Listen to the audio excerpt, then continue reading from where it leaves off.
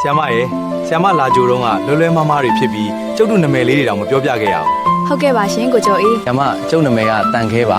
တရွာလုံးကတန်ခဲဆိုတော့လေဆရာခေါ်ပါရပါတယ် ဟုတ်ကဲ့ပါကိုတန်ခဲ ဆရာမကျောင်းမှာခိုင်းစရာရှိရင်ကျုပ်တို့ကိုခေါ်ခိုင်း ဟုတ်ကဲ့ပါရှင်ကျမကိုရွာလေပိုင်းကအိမ်ကလည်းလက်ဖက်ရည်တောက်ခေါ်ထားသေးတယ် ကျုပ်တို့ရွာကအဲ့လိုပဲဆရာမ အားလုံးခေါ်ယူကြတဲ့အတွက်ကျေးဇူးတင်ပါတယ်နဲ့ရှင်ကျုပ်ကြီးအိမ်ကလက်ဖက်ရည်တောက်လာခေါ်တာအော်ရွာလေပိုင်းကအိမ်လားခဏနေသွားမယ်လေကိုတန်ခဲတို့ရဲ့အလဲတဲ့ရွာလေးကအရန်ตายရတာပဲနော် ကျုပ်ပြောမှာဆရာမလေးပြောတယ်ဆိုရင်ကျုပ်လည်းဝမ်းသာပါတယ်ဗျာ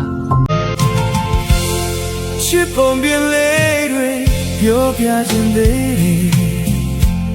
ဆိုပြခြင်းပါသေးတယ်ကွယ်အေဝါနဲ့အားရရဲ့ယိုမီယိုနဲ့ဂျူလီရဲ့ဖြစ်ချစ်ကြသူနဲ့ပျော်ရွှင်ကမြူတယ်ရှင်မွေးလုံးနဲ့မင်းနဲ့တာရဲ့အလားတွေတွေဘဝချွေးပေမဲ့အချစ်တွေမသေးပါဘူးလေ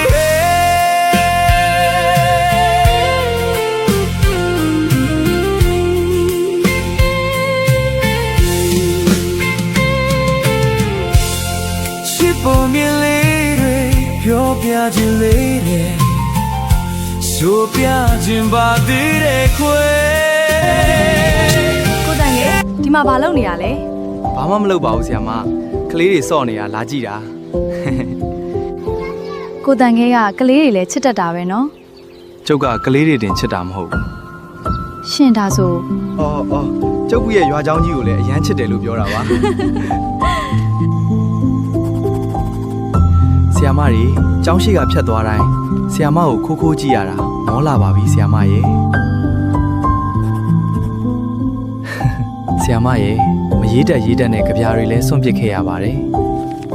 ကျုပ်လူကိုတိုင်မပေးရဲလို့ဆရာမစာအုပ်ကြားတွေကိုညှက်ခဲ့မယ်ဆရာမတွေ့ပါစေ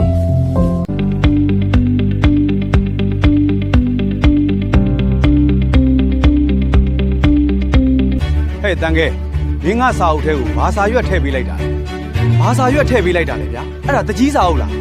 ဟာဒုက္ခပါပဲ အေးဘာစာလဲဆိုတာငါဖတ်ပြလိုက်ရမှာလား ဒါကရွာသားကြီးစာအုပ်ဆရာမစာအုပ်ကအနီးအောင်ဟာဒုက္ခပါပဲဗျာ ကိုတန်ခဲကရွာလူကြီးစာအုပ်ထဲကိုဘာရွက်ထည့်ပေးလိုက်တာလဲ ဟာဘာစာရွက်မှမဟုတ်ပါဘူးဆရာမရေကျုပ်သွားတော့မယ်ဆရာမ